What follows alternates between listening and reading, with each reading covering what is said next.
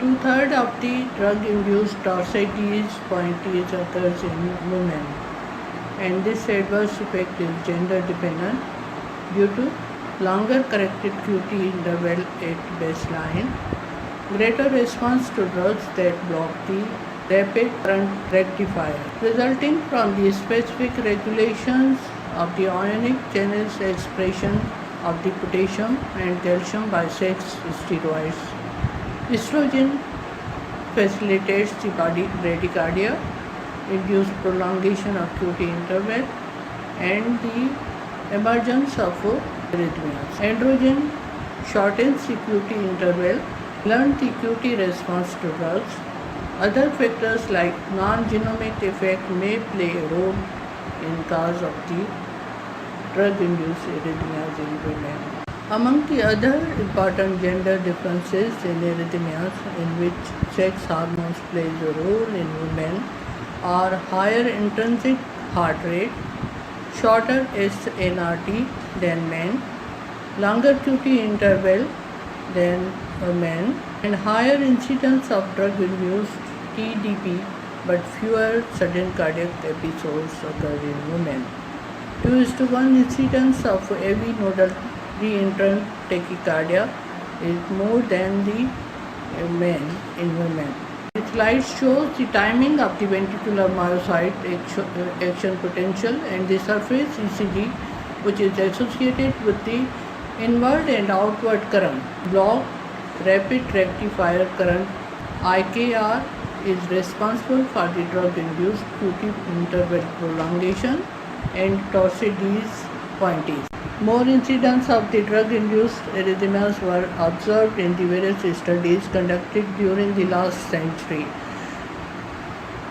Especially in 1996, Renoir et al. Shows the more significant difference in between men and women when he conducted studies on the Probucal, 94 with 6% in men. The impact of the drug-induced arrhythmias varies with the age and the related CVD disorders in general population. If we see in adolescents and younger age group, the incidence is 1 per 100,000 cases, especially when they are associated with the myocarditis, hypertrophic cardiomyopathy, RV dysplasia, or early repolarization. While from the age group of 35 to 50 years of age, with unusual causes, 1 per 500 to 1,000 general population had arrhythmias. Above the age of 50 years, 1 in 4 to 10% of the population has an incidence of arrhythmias, especially in the presence of coronary atherosclerosis, dilated cardiomyopathy, valvular heart diseases, and infiltrative heart disease. Most common drug-related arrhythmias in women are ectopic atrial tachycardia, symptomatic AV reentrant tachycardia, RV outflow tract tachycardia, symptomatic congenital long QT interval, and torsades pointes, whereas in men, atrial fibrillation, Barbuda syndrome, VT, VF, and sudden cardiac arrest is more common. List of the drugs sharing the potential to block the voltage-gated potassium channel, particularly the rapid component IKR of the delayed rectifier potassium current. There may be prolonged QT interval and underlying blockage of the rapid component of the delayed rectifier potassium current, thus leading to the various types of the arrhythmias in women. Keeping in view of the above literature review and consideration, a study was conducted in the public sector hospital of Karachi to see and observe the effects of the drugs in women of our population. During the year 2015, starting from the November to April 2016 for 6 months, 66 patients were included. Among them, 410 patients were more than 55 years of age, and 251 patients were less than age group of 55. Most of these patients were admitted with the structural heart diseases, congestive heart failure, myocarditis, myocardial infarction, viral infections. 49.6 patients included from the ICU, and 15.2 patients were from the general ward.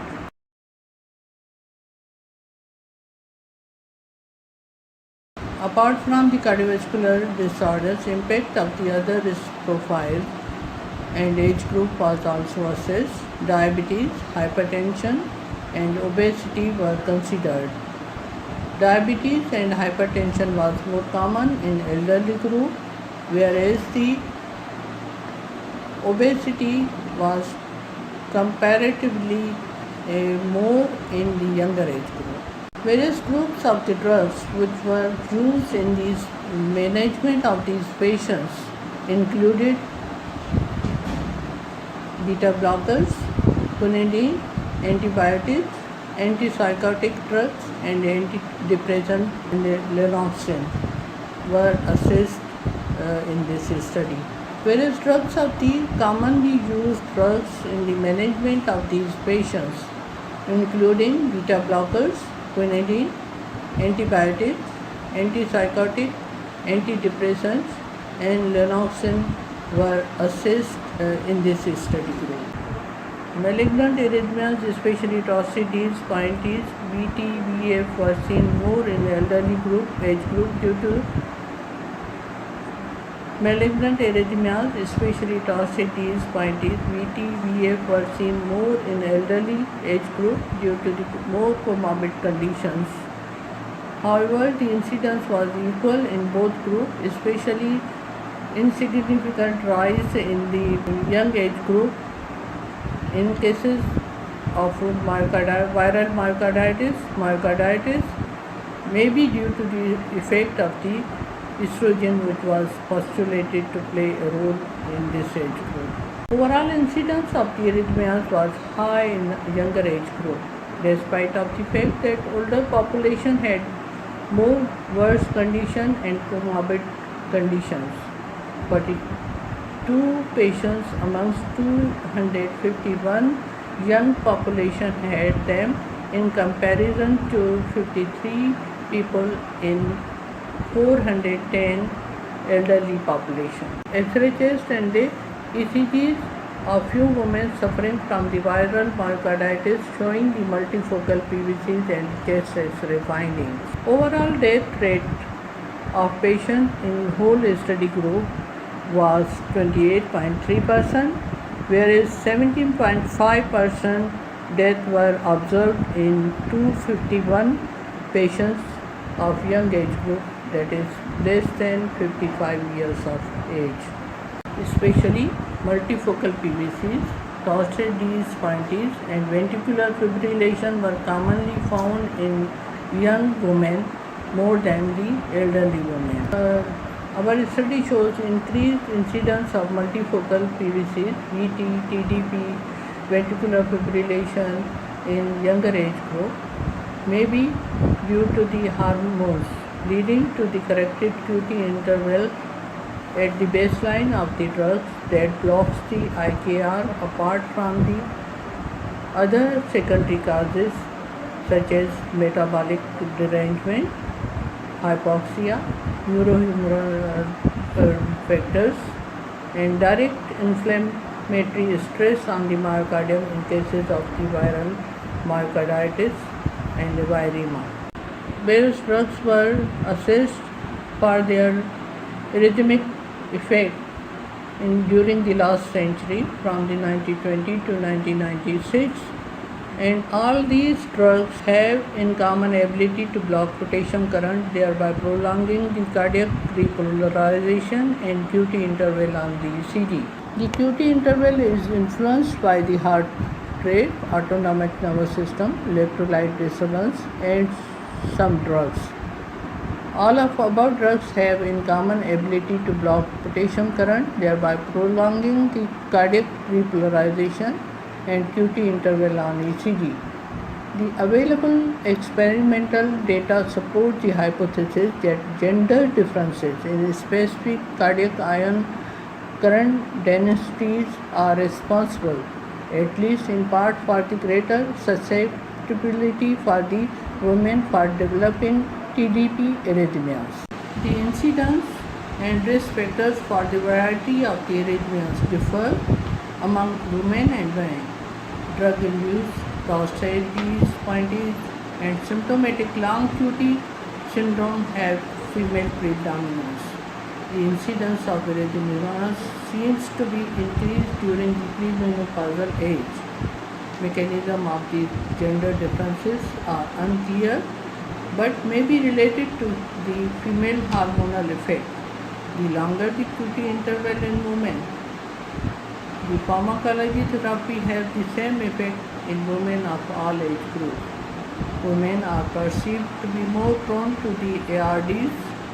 Gender-associated differences in the drug exposure, in the number of drugs prescribed, that is polypharmacy, in drug pharmacology, as well as from the possible differences in the way the adverse event is perceived.